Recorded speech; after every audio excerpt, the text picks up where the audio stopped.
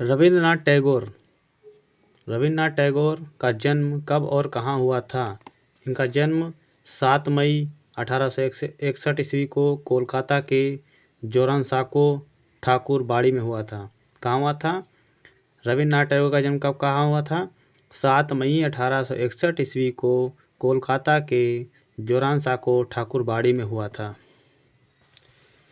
रविंद्रनाथ टैगोर किसकी संतान थे? देवेंद्रनाथ ठाकुर और सारदा देवी के थे। रविंद्रनाथ टैगोर किसकी संतान थे? देवेंद्रनाथ ठाकुर और शारदा देवी। जो देवेंद्रनाथ ठाकुर के पिता थे वह शारदा देवी इनकी माँ थीं। रविंद्रनाथ टैगोर किस रूप में प्रसिद्ध थे?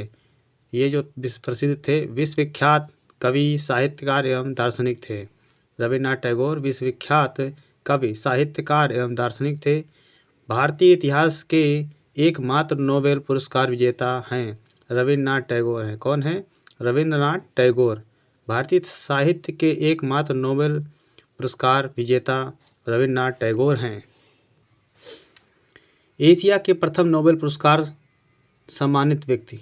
एशिया में प्रथम नोबेल पुरस्कार से सम्मानित व्यक्ति जो हैं वो रविंद्रनाथ टैगोर हैं। कौन है? रविंद्रनाथ टैगोर। एकमात्र कवि जिनकी दो रचनाएं दो देशों भारत का जनगणमन और बांग्लादेश का आमार सोनार बांग्ला राष्ट्रगान बनी। रविंद्रनाथ टैगोर। भारत के अलावा, इसको इस तरह से पढ़ सकते हैं, भारत के अलावा किस देश का राष्ट्रीय गान रविंद्रनाथ टैगोर ने लिखा? बांग्लादेश का लिखा है। बांग्लादेश का जो राष्ट्रगान है आमार सोनार बांग्ला है। एक कवि चित्रकार जिसकी कर्मभूमि शांति निकेतन थी।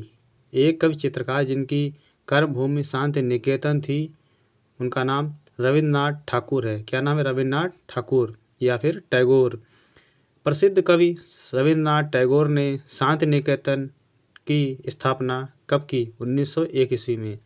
प्रसिद्ध कवि रविंद्रनाथ टैगोर ने शांति निकेतन की स्थापना कब की? 1901 ईस्वी में। रविंद्रनाथ टैगोर ने विचित्रा क्लब की स्थापना कब और कहाँ की थी? 1915 ईस्वी में जोरासांको में की थी। विचित्रा क्लब की स्थापना रविंद्रनाथ टैगोर ने 1915 ईस्वी में जोरासांको में की थी। शांति निकेतन में कला भवन की स्थापना रविंद्रनाथ टैगोर ने किस वर्ष की थी? 1919 ईस्वी में की थी।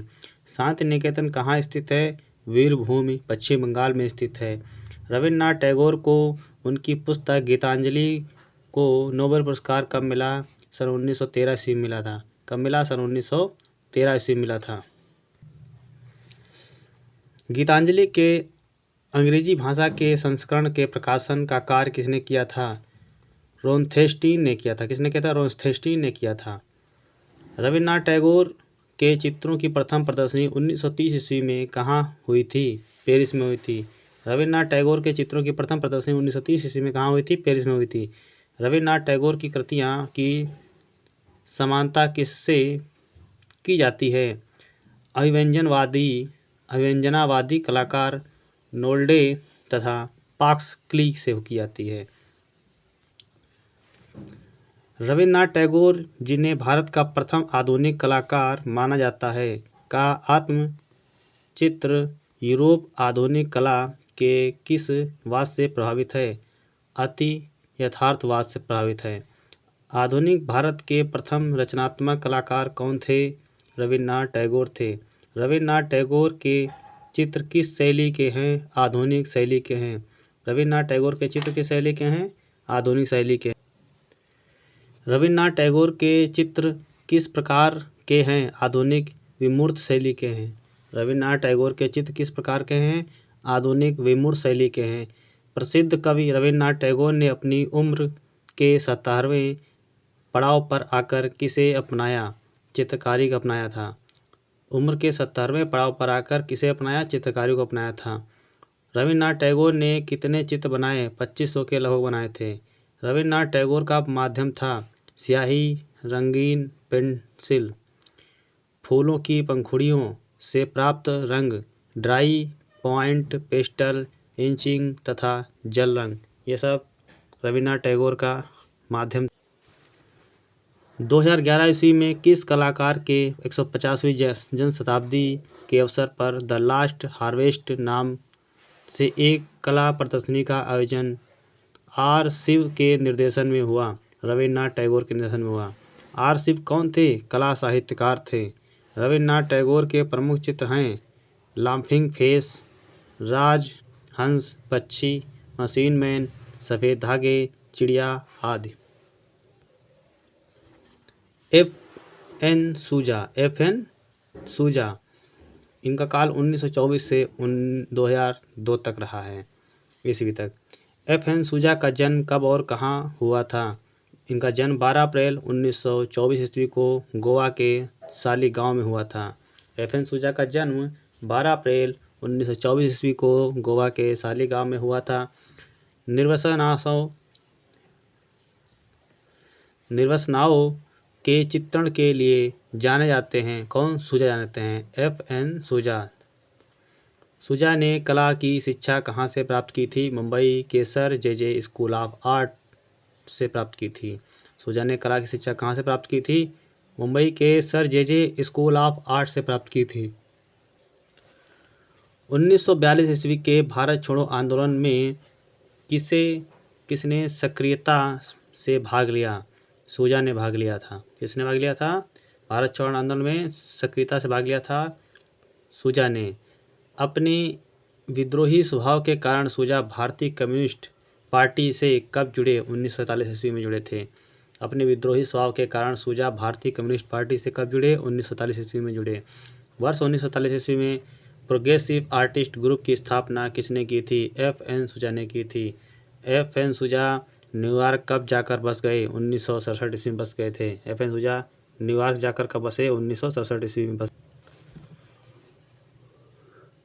सूजा का विवाह किससे हुआ था? सूजा का विवाह किससे हुआ था? मारिया से हुआ था। वर्ड एंड लाइन पुस्तक के लेखक कौन हैं? सूजा। वर्ड एंड लाइन के पुस्तक कौन लेखक हैं? सूजा हैं।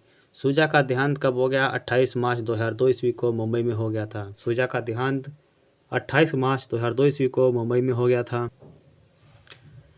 H.H. रजा 1922 से 1916 ईस्वी तक बिंदु प्रगतिवादी समूह के किस चित्रकार द्वारा बनाया गया है? बिंदु प्रगतिवादी समूह के किस चित्रकार द्वारा बनाया गया है? H.S. रजा द्वारा बनाया गया है। रजा के बिंदु प्रतीक हैं अद्वितीय ऊर्जा के। रजा के बिंदु प्रतीक हैं अद्वितीय ऊर्जा के। रजा ने वर्ष 2000 के बाद किन विषयों पर आधारित अपने चित्र बनाए? कुंडलिनी, नाग और महाभारत इत्यादि। रजा के कौन से चित्र भारत के विभाजन व मुंबई के दंगों में मुसलमानों के उत्पीड़न के दौरान प्रकट होने वाले उनके दुख तथा पीड़ा को दर्शाते हैं? सिटीस्केप 1946 ईस्वी तथा बारामूला इन रुइंस। रजा ने ब्लैक सन 1953 ईस्वी व हार्ड डे केस 1951 ईस्वी नामक अपने चित्रों को कहाँ बनाया था? पेरिस में बनाया था। किस कलाकार ने युवाओं को कला में प्रोत्साहन देने हेतु भारत में रजा फाउंडेशन की स्थापना की थी? S.H. रजा ने की थी। किसने की थी? S.H. रजा ने की थी। रजा फाउंडेशन की स्थापना H.S. रजा ने की थी। रजा का विवाह किससे हुआ था? जानीन मुंजिला से हुआ था। रजा का विवाह किससे हुआ था? जानीन मुंजिला से हुआ था। जानीन मुंजिला कौन थी? रजा की छात्र मित्र थीं। जानीन मुंजिला किस रूप से प्रसिद्ध थी? मूर्तिकार रूप से प्रसिद्ध थी। जानीन मुंजिला किस रूप में प्रसिद्ध थी? मूर्तिकार। सैयद हैदर रजा थे दृश्य चित्रकार थे। सैयद हैदर रजा थे दृश्य चित्रकार थे। 14 जुलाई 2015 ईस्वी को किस भारतीय कलाकार को फ्रांस का सर्वोच्च नागरिक सम्मान लीजन ऑफ ऑनर प्रदान किया गया? रजा को प्रदान किया गया। 14 जुलाई 2015 ईस्वी को किस भारतीय कलाकार को फ्रांस का सर्वोच्च नागरिक सम्मान लीजन ऑफ द ऑनर प्रदान किया गया? रजा को प्रदान किया गया। रजा का पद्म श्री तथा पद्म भूषण से कब सम्मानित किया गया? रजा को पद्म श्री तथा पद्म भूषण से कब सम्मानित किया गया? पद्मश्री से 1981 ईस्वी को सम्मानित किया गया व पद्म भूषण से 2007 ईस्वी में सम्मानित किया गया। वर्ष 2013 ईस्वी में किस कलाकार को पद्म विभूषण से सम्मानित किया गया? सैयद हैदर रजा को। सैयद हैदर रजा को पद्म विभूषण से 2013 में सम्मानित किया गया। सौराष्ट्र किसकी प्रसिद्ध पेंटिंग है? रजा की है। 10 जून 2014 ईस्वी को रजा की पेंटिंग सौराष्ट्र क्रिस्टी की नीलामी में कितने रुपए में बिकी थी? 16.42 करोड़ रुपए में बिकी थी। 10 जून 2014 को रजा की पेंटिंग सौराष्ट्र क्रिस्टी की नीलामी में कितने रुपए में बिकी थी? 10.42 करोड़ रुपए में बिकी थी।